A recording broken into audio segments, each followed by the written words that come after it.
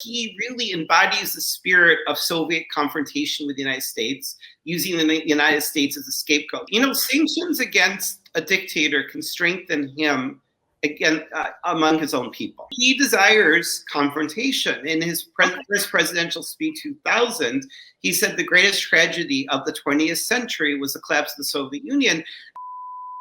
You talked about the Russians. Do you think that the Russians are our biggest threat right now? President Obama, like President Bush, came into office naive about the Russians, about Putin, who's a hardcore Soviet KGB guy at his core. Bush infamously looked into the eyes of Putin and said he saw his soul. Oh, yes. It's a problem among Republican voters where they think mistakenly it's a made-up issue. The 2012 debate between Barack Obama and Romney, he laughed at Romney, Governor Romney, now senator actually, former governor, now senator, when he correctly identified the Russians as a greatest geopolitical threat. So among Trump supporters, they're like, the Democrats laughed at Romney, and now because they can link him to the Trump, it's a hoax, and they never really cared about the Russians. But that is actually not true. Obama 100% was naive when he laughed at Governor Romney, now Senator Romney, former governor at that time, by the way. The Obama administration was also forced to acknowledge that the Russians were violating the most important nuclear treaty signed between Gorbachev and Reagan, called the Intermediate Nuclear Forces Treaty, INF Treaty. Basically, what it involves is putting intermediate range nuclear missiles into a Russian enclave in Europe called Kaliningrad, which is being fortified with nuclear weapons and other weapons. Why are intermediate missiles such a big deal when intercontinental missiles can hit the United States, anywhere in the United States or anywhere in the world in 30 minutes, is Reagan and Gorbachev understood that it was uniquely destabilizing because these missiles hit in 8 minutes instead of 30 minutes. So why? When Russia has the world's largest nuclear arsenal, did Putin choose to violate the most important treaty signed between Reagan and Gorbachev, trying to prevent, God forbid, some sort of incident between Russia and the United States, then, of course, the Soviet Union, because he wanted to threaten Europe once again with nuclear attack, even understanding the history that what's known as the Euro missile crisis was even more dangerous than the Cuban Missile Crisis. Americans think the Cuban Missile Crisis was the most dangerous crisis because the Euro missile crisis was more complicated. The history was that the Soviet leader Brezhnev reintroduced, or probably introduced, I should say, nuclear missiles in Europe, intermediate missiles. The Europeans were freaked out because they could be annihilated in 8 minutes. They went to the US looking for help, and Democratic President Jimmy Carter and Republican President Ronald Reagan responded with their own intermediate missiles. The Russians said it was like a gun to their heads. Usually when they say stuff like that, that's a lie. But we did have a friend at the helm of Russia, our only friend ever, who was a Russian leader, Gorbachev, and it was not a lie. So Reagan and Gorbachev banned. It was the only time in history that an entire class of nuclear weapons are banned. Obama acknowledged this violation. He recognized in his second term the serious right that he didn't recognize previously. The Russians outgun us in battlefield tactical nukes between 4 to 10 times. They have nuclear torpedoes, nuclear-tipped anti-ship missiles. The interceptors defending Moscow are still nuclear-tipped to create an EMP to prevent us from being able to successfully strike Moscow with nuclear weapons. Russia is the only country that could destroy the United States. And so the mutually assured destruction that people will often raise doesn't prevent the Russians from attacking us.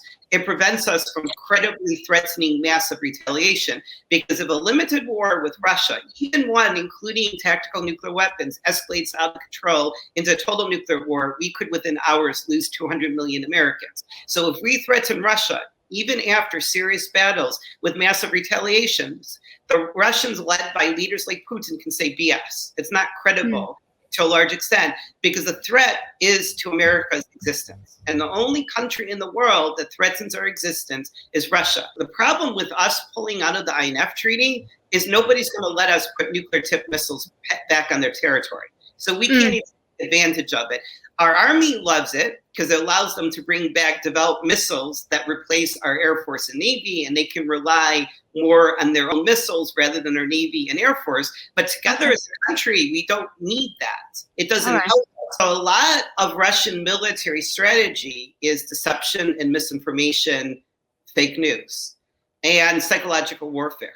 and turning Americans against each other. They support white supremacists. They support groups that people identify as Antifa at the same time. They send rival groups of Americans through Facebook events, the same location, and they encourage Americans to hate each other and attack each other. And they also try to undermine the credibility of NATO, for example. And so Trump served as their mouthpiece. He was their useful idiot. So this is disinformation. So the next year, he became president of Russia, and he brought back the melody of the Soviet national anthem, which reflected his way of thinking. Of course, he's not really a communist, but he really embodies the spirit of Soviet confrontation with the United States, using the United States as a scapegoat. So that it was really a harbinger for much worse things to come. And Americans in the West in general quickly forgot that it was an attempted Russian intervention in Kosovo, but their intervention in Syria showed it was no fluke, and it wasn't done in a peaceful way. It was done in ways that always brought us to the verge of like almost warfare with the Russians in Syria and almost beyond. And the issue here is that Putin doesn't appear to be afraid of avoiding military confrontations with U.S. forces and allied forces. And that's something we have to be careful. We have an enormous amount of hubris here. What do the Russians have against us?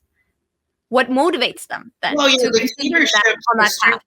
dictatorships are strengthened by an external enemy. There's that. There is the fact that beyond being former Siloviki, which are former security KGB thugs running the country like Putin, who have that Soviet mentality, it is a Soviet mentality. There's an element of jealousy. The United States is far richer.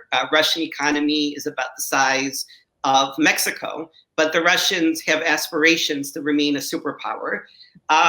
There is a fact that they have a completely failed economy. This is actually a bad thing from our perspective, a failing economy. And they have enormous power that we disregard. Americans and Europeans have fooled themselves into believing that nuclear weapons don't matter. Basically a lie, that there was a missile gap, that the Russians had more intercontinental missiles than the United States, early 70s. Not true. We had a huge advantage, huge advantage. But those kind of things are not forever. Why is it significant? First of all, it may have played a role, contrary to what the vast majority of Americans believe, into quickly escalating the Cuban Missile Crisis far greater than necessary. If you can hit the Soviet Union in 30 minutes with 200 missiles, or maybe 1,000, I forget what it is, it diminished. It didn't mean that Russian missiles in Cuba weren't necessarily a threat. But the irony is everyone captured, or many people captured from college or high school classes, that the missile gap, which was JFK's claim, was false. What they didn't understand is by the 70s, it was real. It was real. And we've never really overtaken the Russians since. In the early 80s, we developed an advantage, or intercontinental missiles, which are basically space vehicles. They have reentry vehicles. We could hit the targets more accurately than the Russians. That's significant because when you have a hardened underground military site, even with nuclear warheads, you need accuracy because the nuclear explosion's above ground. If you miss, because you're talking about rock, hard rock, you're not going to destroy the missile silo. They'll be able to fire back. So there was that. But there's just been a lot of oversimplicity. There is a myth of 100 nukes magically destroying the world, which is entirely nonsense. It was a legitimate issue of, obviously, Soviet nuclear missiles in Cuba. I'm just saying in regards to that, it may have been escalated too quickly by JFK based on the continuing lie that the Russians had more intercontinental missiles, which they didn't. The trick here, I think we sort of talked about this in regards to Cuba maybe, or maybe this was a different show, is that or maybe it was a off-camera conversation. Probably. Sanctions against a dictator can strengthen him again among his own people. Yes. And, by the way, Russia's different than Cuba, though. It is physically the largest country in the world. So Biden is going to reestablish American commitment to the institutions the Democratic and Republican presidents honored, act like a normal American president. He's going to stand by our military commitments. The problem that I think that the elephant in the room really is that it is very hard to deal with a country that literally has 1,600 large nuclear weapons pointed at our cities that hit in 30 minutes. So in terms of sanctions, I actually believe that Putin wants sanctions. Really? did not want sanctions. That's a very extravagant statement. What? Sorry? It's a very extravagant statement. Well, extravagant means undeserved, and it means like really baseless or something. So I don't think extravagant is the right word. No, I believe that bold. It's a bold assessment. Yeah, but not baseless or not surprising. No, but I understand. I completely understand where you're coming from. In political science, there is a strong suspicion that sanctions strengthen the bad guy, the bad dictator. Okay, but you have to weigh it. If you do not rally around the flag phenomenon, that's part of it. Rally around the flag. But if you do nothing, I think even with Russia, we have a quandary. We appear weak. If Putin did not want sanctions, he would not be playing the horrible games he was playing during the Trump administration. President Trump expressed affinity, adoration, ultimate support for Putin. He said he was a friend. I mean, it was kind of sick. It was kind of stupid. It was kind of crooked. He actually thought that Putin was going to hand him a re-election 2020, but it was there. If Putin wanted a friend in the White House, he could have had him. And he's because Trump always tried to, his managing style was always that one based on personal friendships with everyone and all that. With Putin, there was far more to it, and it was very stupid, and it was very self-destructive, and it will ultimately come out the extent, as you know, former CIA and national security advisors have said. But the point is, Putin is not stupid. I think he's very smart. Just sometimes he is more evil than people want to admit and more ruthless than people want to admit. Basically, the things that the Russians did during the Trump administration and during the Obama administration are not the ways to get sanctions lifted. They're not operating based on narrow Russian economic interest or national interest. They're a strategy of confrontation. I mean, you talk about extravagant, gratuitous, basically intervening wherever American forces are, to the point where we were constantly near collisions. It's almost a miracle that no Russian plane has crashed into an American plane or ship. You don't do these things if so the central to like the kind of backstory of the Mueller investigation was a meeting between representatives of the Russian government and intelligence with Trump family members and Trump campaign people at Trump Tower.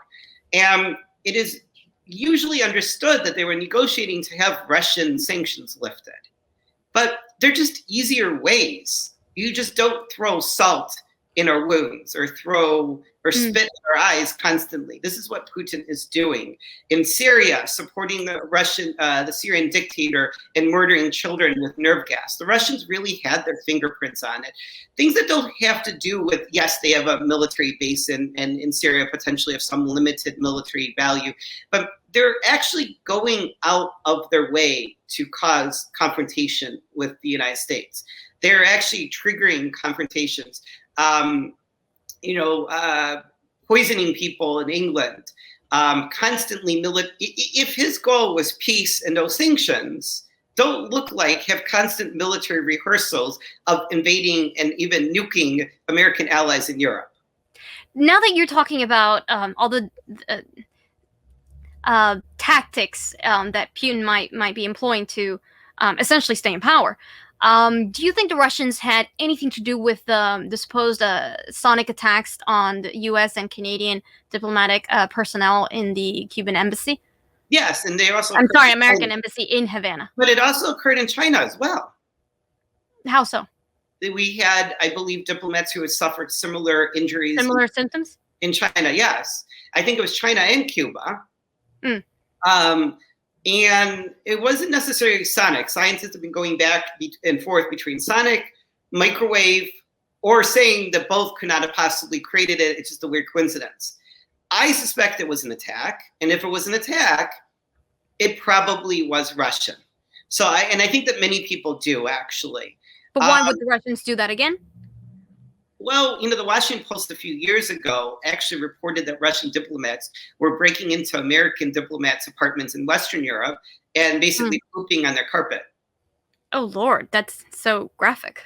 Yeah, but is it to send a symbol or something, a message? Yeah, I think that why are the Russians flying Bear bombers over the Arctic rehearsing firing nuclear-tipped air-launched cruise missiles at the American homeland? Why are they building a doomsday bomb that would devastate American city with radioactive waste for 100 years? Yeah, I actually do believe that he wants sanctions because he's not an idiot. He could just... Russia, right, that it's quite... You're saying that it would be quite easy if he had the political will to do that. I mean, his desire, it's within his power of doing so. He desires confrontation. In his first presidential speech, 2000, he said the greatest tragedy of the 20th century was the collapse of the Soviet Union. And the Soviet Union was characterized less by its larger borders than by its strategy of confrontation with the West, particularly the United States, or at least in his KGB outlook. And so the sanctions actually create a Russia more isolated from the West, particularly the United States. And I think he kind of desires that. I mean, yes, there are economic... But that you mentioned desire. Do you mean for political gain or more like a cultural, personal mission sort of thing? Both. I mean, I think he is culturally Soviet in ideology. And there are older Russians who have that cultural ideology. Yeah. But you also talked about rally around the flag, and that is a danger that even among young Russians, that as confrontations between the Russians and Americans, if they heat up, more Russians will be drawn into that kind of thinking. There's just a thinking, the KGB had this famous operation globally to convince the world that the CIA created HIV. And we have the documents to prove it. Yeah. Now, interestingly enough, while that was largely aimed outside of the Soviet Union, that type of thinking is very popular among Russians. You can go to Sunny Isles. If you talk to a bunch of them, the more immersed in the kind of native Russian culture, the more that they'll say it's probably true or start insisting that it's true. Because I've had Russians tell me in Florida that Putin was protecting the world from President Obama's aggression and asking me why was President Obama trying to start a war with Russia. Now, President Obama somewhat naively tried to achieve a reset. He mistakenly thought the confrontation with Putin was because this KGB thug was angry that President Bush wasn't multilateral enough. That this KGB guy was upset that he didn't go to the United Nations, which is obviously ridiculous. And now we see Putin invade two countries, first Georgia and then Ukraine. In dealing with adversaries like Assad in Syria, or the Iranians, the United States has this overwhelming power that's completely unopposed. And the Chinese are unwilling, thankfully, maybe because they share our interests probably overall, and lack that capability to threaten right now America's existence. But when we're dealing with the only existential threat to America, suddenly we have like a very serious problem, and it's scary. But I don't want to leave anyone thinking that our homeland is threatened. I'm sure Putin understands that the one thing he cannot do, God forbid, is to attack an American target. He will not do that, I predict with absolute certainty, because we have our nuclear weapons on our subs 24/7 to warn him, don't make that mistake. But but we can't make the threat because it is reciprocal. It's a mutually assured destruction that many people understand, but it goes both ways. So if they start using nuclear artillery, we can't really threaten Russia either, even though it looks like he would be the one, well, I can guarantee you, he would be the one triggering the war. Because we're not a Russian mafia KGB state. We have a successful economy, and unfortunately, they have a failed economy. Understand one thing. It was entirely the objective of the Bill Clinton administration to create a successful democratic capitalist state in Russia. We wanted a prosperous Russia. They think we deliberately sabotaged their economy. Yeah, because that didn't really happen. Yes. But understand that the Bill Clinton administration, all but people died of cold and starvation. What? That Russians died of cold. Many Russians died of cold and starvation. Well, you had when the mafia took over. That's when the Russian mafia took over. But they have consolidated power under Putin. And all the Russian experts, except for one conspiracy theorist, will tell you that the effort from the Bill Clinton administration was very, very sincere. They wanted a prosperous, modern Russia, but they didn't have the historical foundation. The knowledge? The foundation. United States and Great Britain have 400 years of commercial law. They compared it to a Band-Aid. You peel the Band-Aid off, the faster the better. It's called shock therapy. The United States and Great Britain, it's older than our Constitution, have 400 years of common law foundation behind our private enterprise. Russia was under the czars and serfdom before the Soviet Union. It was never a capitalist country. And we were trying to create a capitalist democracy. I mean, it is the ultimate tragedy. And it was not intended to create the largely corrupt billionaire oligarch class that was created, the people who took over the factories overnight and were able, and that doesn't mean they were completely bad, completely wrong, but that's not a result favorable to democracy and capitalism. And Putin represents the most hardline elements of the Soviet military KGB complex. And it's actually scary because before 1990, if a guy like Putin took over the Soviet Union, we would be scared, maybe terrified. We were lucky that Gorbachev, the one kind of guy that we could have never imagined could take over the Soviet Union, did take over. So it wasn't complete hubris to believe that we could sponsor a modern democracy that was prosperous in Russia. It's just that Russia did not have, for example, the democratic history. Well, I'm not going to actually. That's complicated. I guess maybe it was a miracle that things went well in Germany and Japan and Korea, but it worked. You have to try. You have to try to do well. But honestly, anyone who ever tells you we were trying to destroy the Russian economy is either brainwashed, a propagandist, or right. It's just that these types of sorts of meddling into a country's future like that, many lessons can be learned as to the method. Obviously, the shock doctrine thing, it just doesn't work in the long run, and it's harmful for people. There are other ways of advancing American interests without causing we weren't trying to power vacuum, like what happened in Iraq and another situation. No, but in terms of Russia, we weren't trying to just advance American interests. And notice that virtually all of the Soviet client states turned successful. Well, now we have a backwards movement in terms of democracy, in terms of Hungary and Poland now, unfortunately. Yes, but overall, up to this time, the countries that were Soviet client states, occupied forcibly, brutally sometimes by Soviet forces, were successes. And the United States also sponsored it. Even Poland, because I know that now they're having difficulties. It's COVID. It's like a global economic crisis. But if you look at Czechoslovakia, Poland, these were just not failures of the United States. Would you say then that the difference between those countries and the same method was applied to all these other countries? So I'm guessing, since you mentioned the history of Russia, that these other countries that turned out to be more successful in their transition from one system to the next had the benefit of already having a history that allowed a smoother transition? Is that what you're talking about? I think absolutely that the memory was never lost. That people were just more ready for it. Yeah, I mean, many of these countries had democratic elections before the Soviets invaded in 1945, liberating them from Nazis. Let's give the Russians the credit. And that's definitely. Yeah, I mean, and that's a major source of national pride on the part of the Russians. But the leader was Stalin. And so you had a brutal military occupation. The KGB was very good and still is in its new form of meddling and subverting democratic and capitalist institutions. But you had this cultural memory in most of these countries of democratic elections, of advanced legal systems, and even occupied by the Soviets, these countries seem to manage to be wealthier than Russia. Some of it's also a little fluky, so it's hard to be sure. But it's true that the European Union and NATO admitted these countries and not Russia. So Russia felt. I was just going to add, I mean, sometimes you do want to make an example of certain countries. Like, quite obviously, it benefits NATO or the United States that these other countries are successful. That way we can talk positively about them. And we never really thought that we're harming Russian interests, but Yeltsin reacted by saying he would start targeting American cities with nuclear missiles again.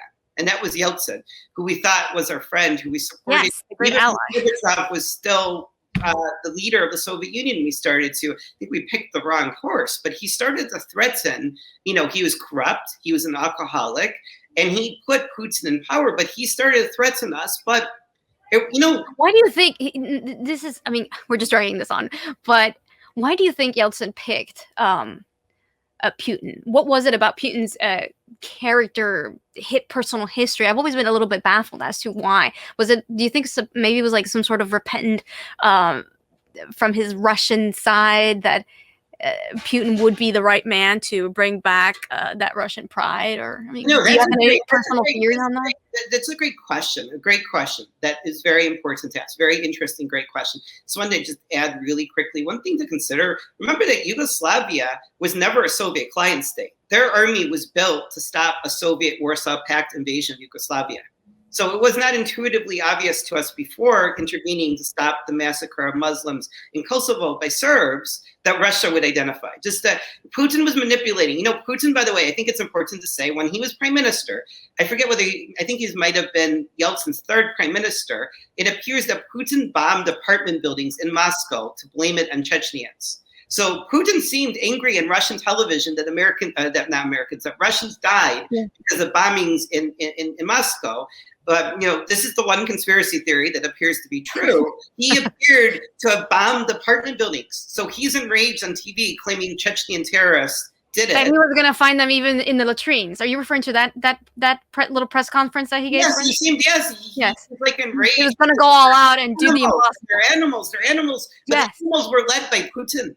Now, I mean, that's not to say that you don't have terrorist extremists and even Chechen extremists, but the vast preponderance of evidence is Putin and the FSB did it. Why did Yeltsin put him in power? Because the guy was crooked. He was afraid that he would face prosecution and imprisonment. The guy and his associates were crooked, like much of most officials in Russia back then and now. And the second thing is, we don't really know.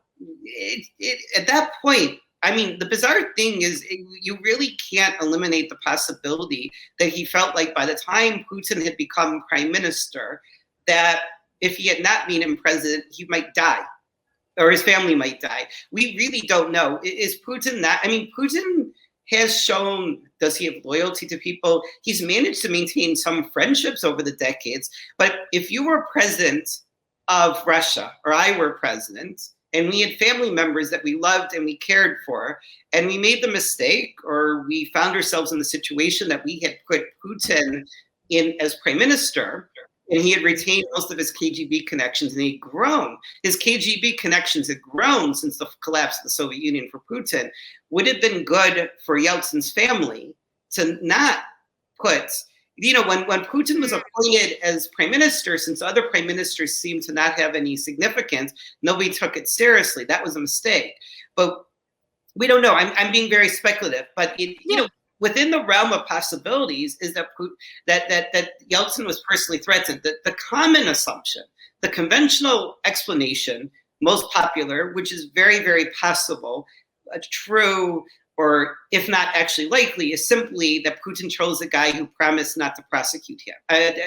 Yeltsin picked him, right? So it's very likely, yes, very likely. But could there be more? I mean, couldn't he have found somebody less scary, less ruthless, who could have given him a reliable commitment not to prosecute him? I think my personal theory is that in his decadence, sick, corrupt, obviously knowing that he was responsible for so many things that were just getting out of hand and just so spinning out of control and with problems, I think that, yes, it has to do with no prosecution. That obviously helped him a lot. But I think that he specifically chose Putin because Putin was that boring type of personality that he probably felt more confident that he could lean on, the more responsible, I don't drink type of KGB type of character that would, they probably talked like, yes, we will get the people or confront the United States for doing this to the motherland, and who knows what kind of like patriotic jargon maybe Putin gave Yeltsin, a dying man, what he wanted to hear. But this has been very fun, Michael, but we really should be signing off at this point. So Thank you so much for your time and your analysis. Take care. You're welcome. Okay, bye-bye.